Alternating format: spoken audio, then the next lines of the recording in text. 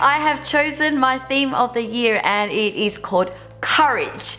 And in this video, I want to share with you why I've decided to choose a theme for my business this year and why I've chosen this particular word, courage. Now, let me get started by sharing with you the importance of having a theme. So I first heard of this idea around the one word through Melinda Gates. Actually, she said, at the beginning of every year, she chooses a word to kind of set an intention for the year.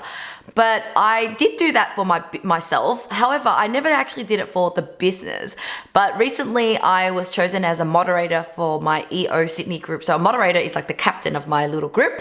And I was told to choose a theme for the year for this group. Now, this is the kind of the financial year, so July to June next year.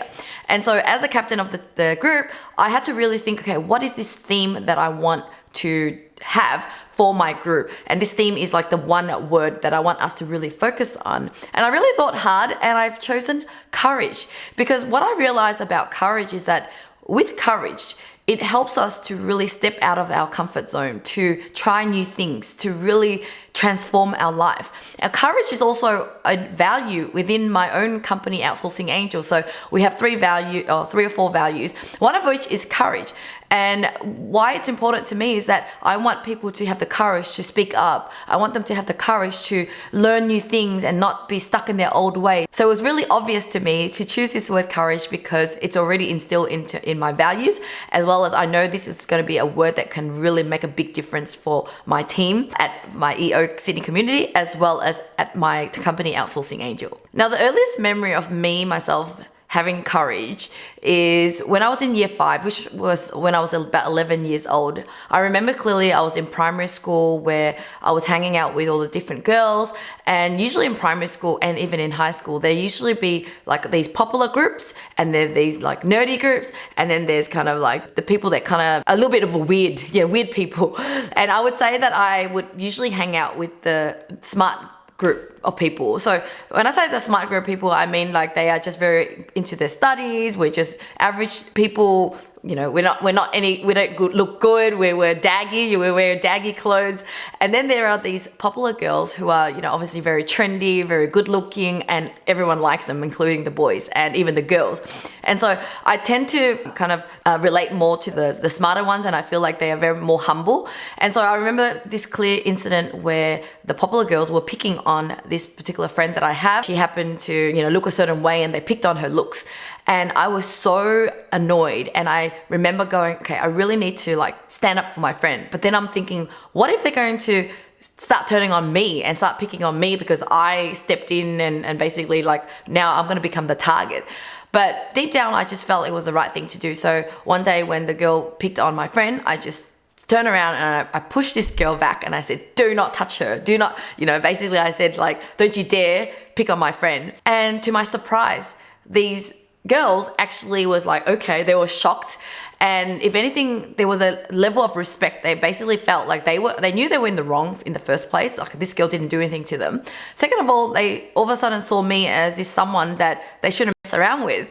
So from that day onward, I really learned that a lot of times when it comes to bullying, these people are actually not as strong as you think they are. They're good at picking on other people, but the moment they get picked on back, they're actually not that strong. But it also told me that my value around justice, equality. I really value people that, treat one another with respect and never thinking that you're better than one another. And so that's what really drives me in business, in life. And so when my values are provoked, challenged, I get really upset, and it creates this bravery action out of me, and it makes me more courageous. Now, over the years, I've had to do so many courageous things. Now, when it comes to business, it really requires us to be courageous. So one of the first courageous thing I did was quitting my job. So I remember clearly not having the second business running successfully yet. But then somehow deep down, I realized that if I was spending 40 hours at work and I have this side business, which was an e-commerce business at the time, if I don't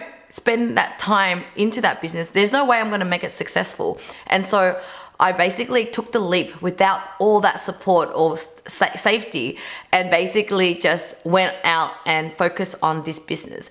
Now, it was a very risky thing to do, but it took so much courage from me. And what it gave me was that there was no way out. It was because sometimes when you have a side business and you have a stable job, you kind of take a brave move by starting a business, but you haven't really taken a brave move to really going all in.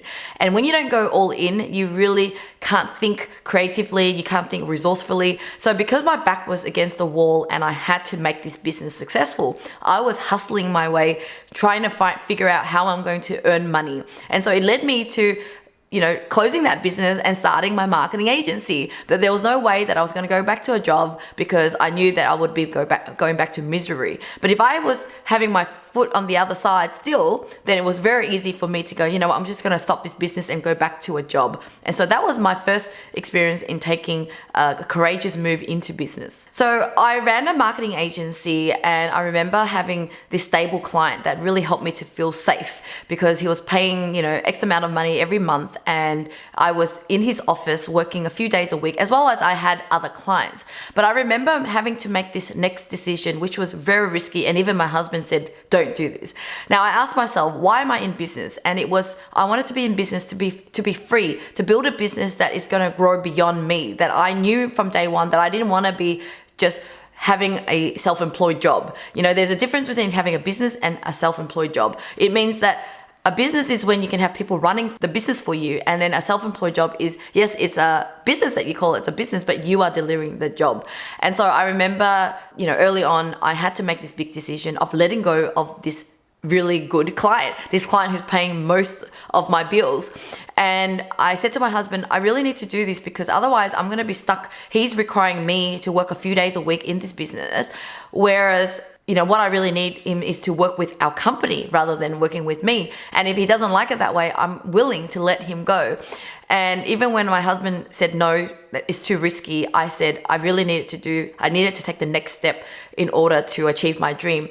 And when I did that, as much as it was scary at the beginning and not really knowing how I'm going to get all that same amount of money back, I really hustled, and somehow I got more clients, and then I made enough money just to cover the exact amount that he was paying me. And eventually I just grew and grew and grew. And from that lesson on, I made sure that I would never sell my personal time. And that is how I have been able to build my business, Outsourcing Angel, to run without me. Now that I've shared with you some examples of how I have taken courageous moves, and I encourage you to obviously take some more courageous moves yourself. But one of the exercises that I did with my team at the recent retreat that I had with them, as well as my EO group, was I asked the group to write down who is their hero. So think about someone. It could be someone who's alive or dead. It could be fictional. It could be a non-fiction person. It could be a real person. It could be a family member. But who is it that you look up to because of their courage?